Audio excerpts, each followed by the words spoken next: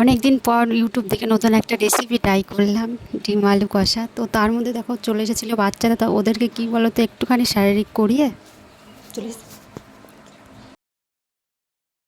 Hello everyone, আমি রূপা। কেমন আছো তোমরা সবাই? তো সকালে দেখো ছান দান করে নিয়েছি, একটা শাড়ি পরে নিয়েছি।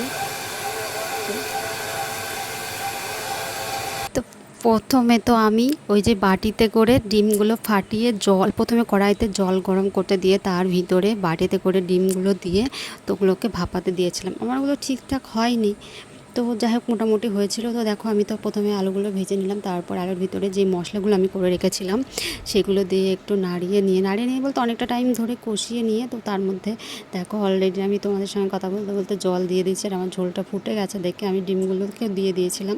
আমার ডিমগুলো অতটা সফট হয়নি, মোটামুটি ওই কেমন বলো তো ডিম ভাজা টাইপের হয়েছিল। তো দেখো রান্নাটা আমি খুব সহজ, মানে খুবই সহজ সিম্পল রান্না, তাড়াতাড়ি করে ফেলেছি। তো কেমন হয়েছে আজকের ভিডিওটা জানিও। ততক্ষণ সময় তোমরা ভালো থেকো, সুস্থ থেকো, আর দেখা হচ্ছে নতুন একটা ভিডিওর সঙ্গে তোমাদের সাথে। চলো টাটা।